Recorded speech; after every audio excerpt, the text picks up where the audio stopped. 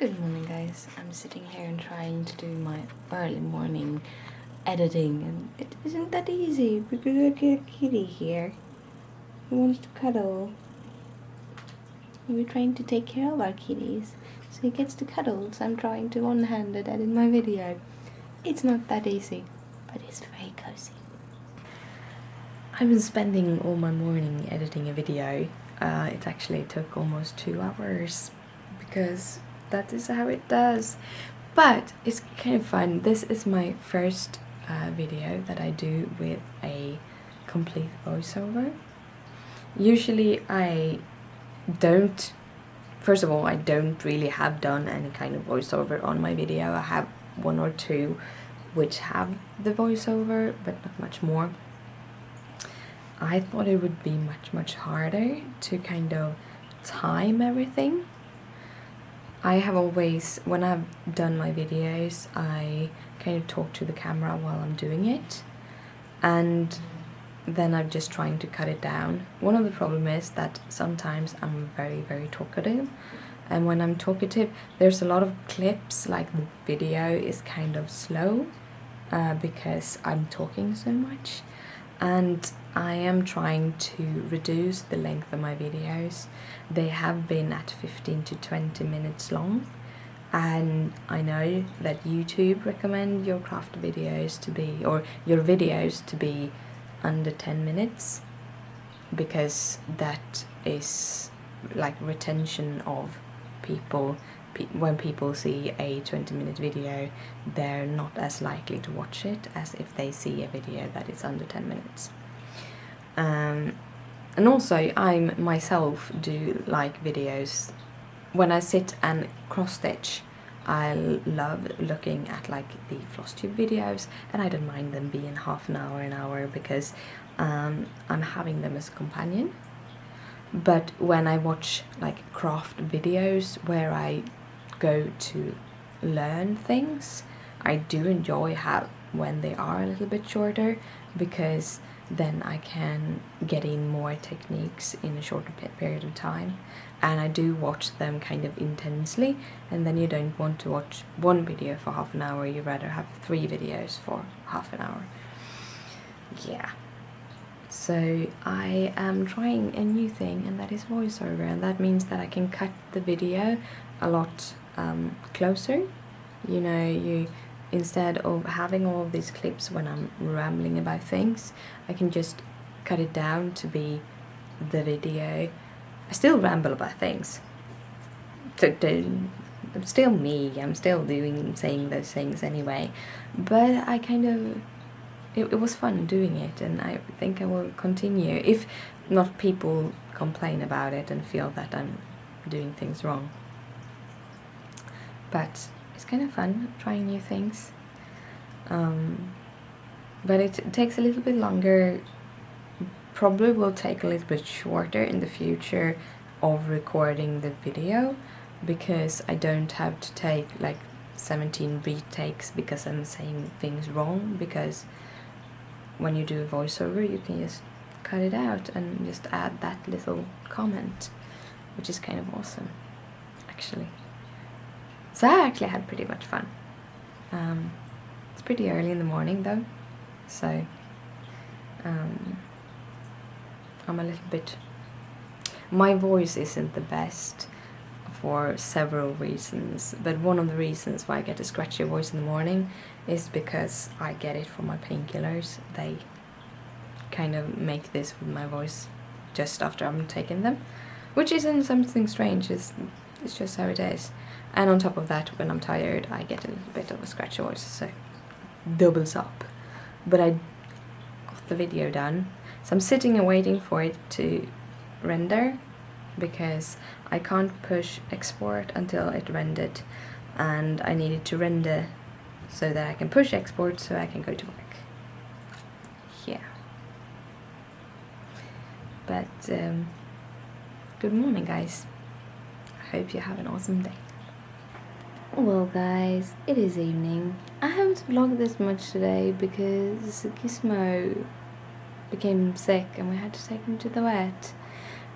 Yesterday evening, when we fixed the box, the litter box. Gizmo come running in like, I'm really going to go to the bathroom.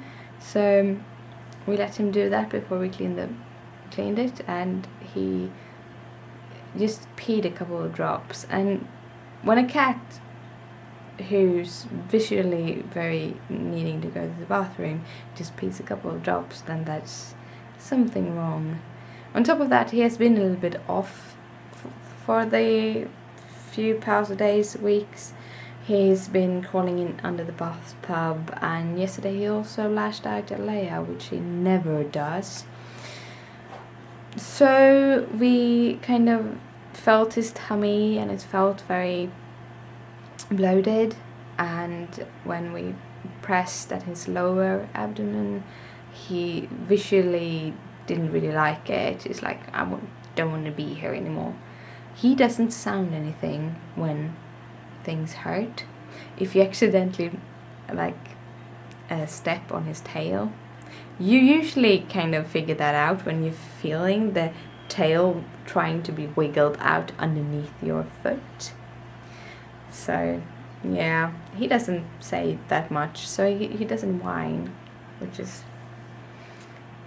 a little bit worrying when you see you have a sick kitty. So we went to the vet. I called the vet, and then we went to the vet, and he's been there all the day, and they emptied his urine bladder, and it had a lot of blood in it, and it had some urine crystals, and they take a lot of tests. They gave him antibiotics, and he's going on special food for about a month. He and Leia is going to go on the same food because it's easier that way, and he needs to lose a little bit of weight. He needs to lose about 0.4 kilos, which is quite a lot on a kitty, but he weighs almost 6 kilos now, and he's supposed to weigh 5.5. So yeah, so it's going special food for that and for the urine, and Leia is going to go on the same because she might need to lose a little bit of weight too. And I get to know more tomorrow, how he feels and stuff, how it is, the tests is, and so on. But since he's gotten home, he seems to be much more energetic after the anesthesia kind of wore off. He seems to be much more energetic and himself. He started playing under the floor mat, and he haven't done that. I think I haven't done that since we got home, so I think it's going to be okay. I hope so anyway.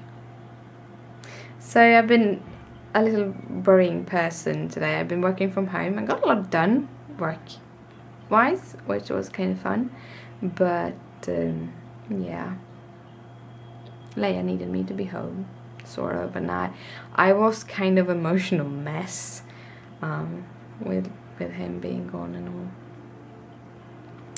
And then I have spent some time in the hangouts and talked, and I'm gridding my fabric for the pumpkin stitchery. There's just one thing. The fabric I have, I'm not used to having colored fabric, is one. I usually have it white or cream, sort of. I have never stitched on 36 count. I have made one project on 18 count, and I thought that was fiddly. And I've done a few on 16 count, which Aida then. And Aida is much easier, especially when you come to the lower counts, because this is a beautiful fabric. It's from Picture This Plus. It's called Storm. It's hand dyed. I love it. But it's speckled, so when you're trying to do your grid lines, I have a tendency to be one thread off all the time. So I have to undo my grid line, then I redo it, and then when it's done, then I go back, next one, halfway through, I have flipped it over one thread, and I have to rip up half, and God, it's going so slow, and all I want to do is start stitching. I'm going to start stitching the borders of all the frames and everything, so that is done. And I think that all is done with the Weeks Dye Works. So that is variegated hand-dyed thread, which I have never used. I've used variegated threads before, used the DMC ones. The specific ones that it doesn't matter if you stitch them one and one or if you stitch them in rows, they just get another kind of mixture. This is threads I'm gonna stitch 1/1, so I can't start with the loop and stuff like that, so we'll see, but it's gonna be fun. I'm looking forward to it. I just need to get this gridded. But usually for me, as I do 4 grid lines vertically, 4 grid lines vertically and horizontally each. So basically I loop 1 thread and I loop 1 thread, one over the middle and one under the middle, and then I do the vertical ones 2 and 2, and then go back to horizontal, because when you come into the lines that are graded against your new grid lines, you don't really have to count because you can see it a whole other way, while you have to basically count every other grid line, so it goes faster and faster and faster, at least. But yeah, I have a work day tomorrow, so I'm gonna head to bed. So good night, sleep tight, don't let the bed bugs bite. Bye!